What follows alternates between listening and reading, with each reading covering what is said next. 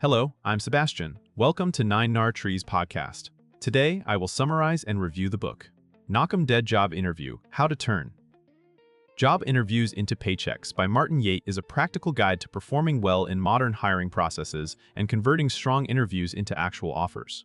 Known for translating career strategy into step-by-step actions, Yate focuses on what employers are really evaluating when they ask common questions, review your resume, and compare you against other candidates. The book is designed for job seekers who want a repeatable system rather than vague encouragement, covering preparation, confident communication, and the mechanics of negotiating compensation. It emphasizes that interviewing is not just answering questions, but managing perception, proving value, and reducing the employer's risk in choosing you. Readers are guided to craft compelling stories, anticipate objections, and handle difficult moments such as gaps in employment, career changes, or weak experience. Overall, it aims to make interviews more predictable by teaching how to present your skills in a way that matches the job, the company, and the decision-maker's priorities. I will give you key takeaways from this book. Firstly, interviewing as a sales conversation, not a test. A core idea in the book is that interviews work best when you treat them as a structured sales conversation. The employer is not searching for perfect answers so much as evidence that you can solve their problems, work well with others, and deliver results with minimal risk. This mindset changes how you prepare and how you respond in the room. Instead of reciting duties from past roles, you translate experience into outcomes and business impact.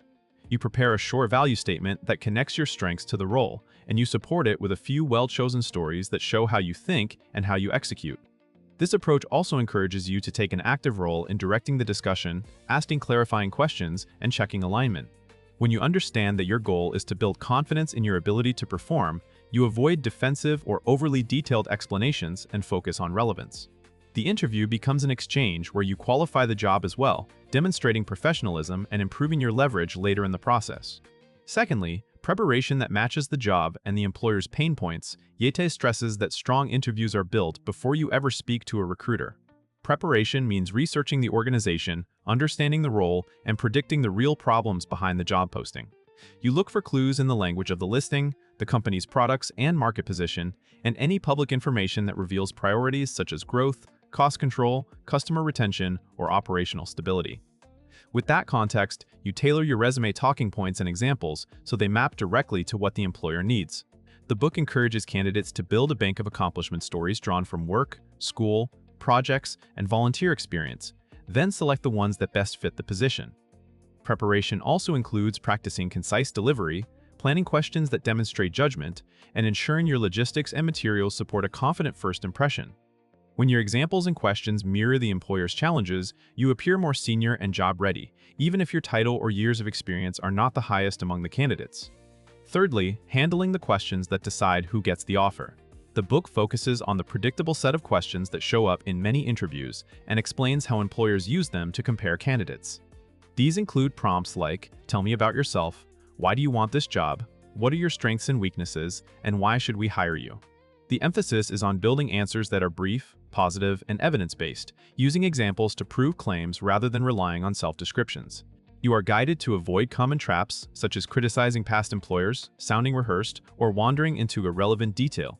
The method highlights the importance of framing. You can acknowledge a challenge or limitation while showing how you manage it and what you learned.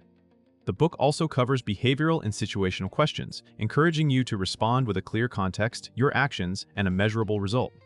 When you prepare these high-leverage answers, you reduce uncertainty for the interviewer and keep the conversation focused on your ability to perform in the role. Fourthly, managing difficult moments, gaps, pivots, and objections. Many candidates lose opportunities not because they lack ability, but because they handle sensitive topics poorly. Yate addresses common red flag areas and shows how to respond without sounding defensive or evasive. Employment gaps, job hopping, terminations, career changes, and limited experience can all trigger concerns about reliability or fit. The strategy is to be truthful while controlling the narrative. You explain briefly, take responsibility where appropriate, and steer the discussion toward readiness and results.